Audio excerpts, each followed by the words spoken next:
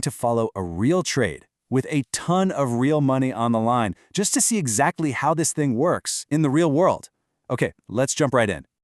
And when I say a ton of money, I'm not kidding. The trader in our case study put $60,000 of their own money on the line for one trade, all to prove the power of this one specific strategy. The stakes? Well, they really couldn't be any higher. But before we get into the strategy itself, we've got to face a pretty tough reality here. The statistics are just brutal. It's a well-known fact that something like 99% of day traders, they don't make a profit. Only a tiny 1% actually manages to do it consistently. So, this brings us to the most important question, right? If pretty much everyone fails, how in the world do you become part of that tiny group of traders who actually succeed? What are they doing that everyone else just isn't? And you know what? The answer is beautifully simple, even if it feels a little backwards. If the vast majority of people are losing money, well, their methods have to be wrong. So the core philosophy here is to figure out what that 99% is doing and then do the complete opposite. So, the first secret to thinking like that 1% is all about understanding and hunting for something called liquidity. This is kind of like the hidden battlefield where most everyday traders lose, and it's exactly where the pros find their biggest wins. So what even is liquidity? Well, think about it like this. When a huge institution, like a hedge fund, wants to buy millions of shares, they can't just click a button. There just aren't enough people selling at the price they want. So what do? They have to actually create the sellers themselves. So how do they create sellers? It's a classic playbook. Imagine a key support level where tons of retail traders are buying. They all place their protective stop-loss orders just below it, right? Well, the institutions will actually start selling shares to artificially push the price down below that level. And bam, all those stop-losses get triggered, creating this huge flood of automatic panic sell orders, which the institutions are more than happy to buy up at a discount before they let the price shoot back up. It's called a liquidity grab. And this brings us right back to our $60,000 trade on that stock, QBTS.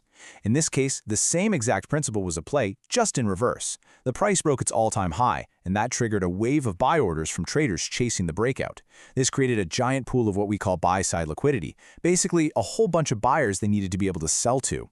It was the absolute perfect setup for a short trade, which is a bet that the price is going to go down.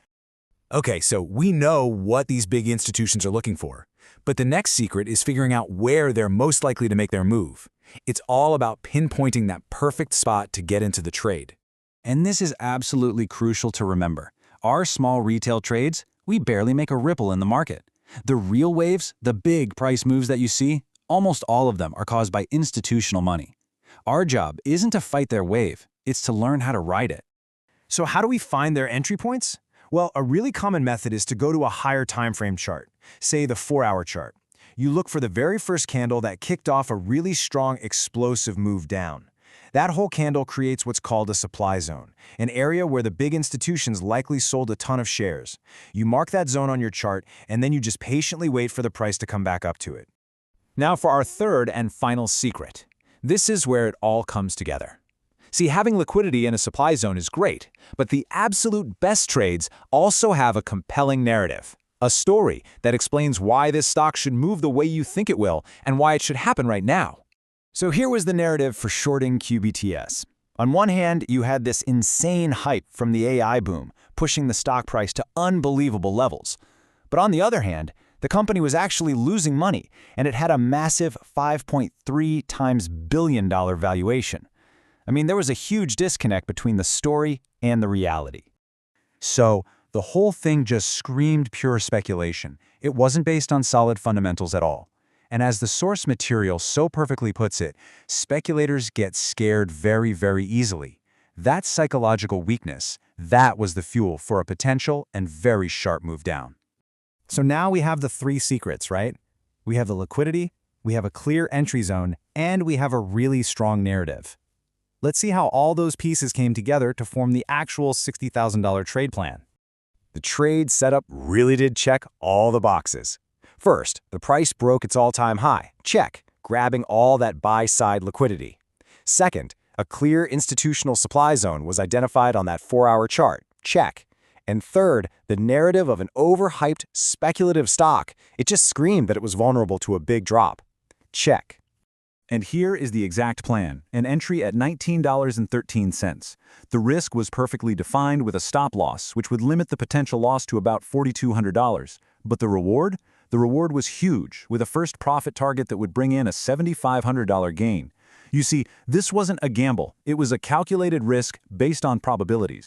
So, the checklist was complete, the plan was set, and $60,000 was officially in the market. The only question left was what happened next. The strategy worked, like clockwork. The price hit that supply zone, reversed, and absolutely plummeted downwards, hitting the first profit target. The trader took half the position off the table for a realized profit of $7,500. Boom! And the real key takeaway here is that this outcome had nothing to do with luck.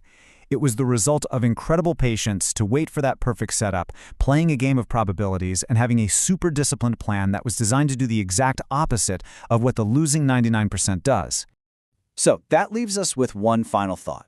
Now that you've seen the logic behind how the pros do it, hunting for liquidity, finding those institutional zones, building a narrative, what obvious market moves are you going to start looking at differently? What kind of opportunities might be hiding right there in plain sight?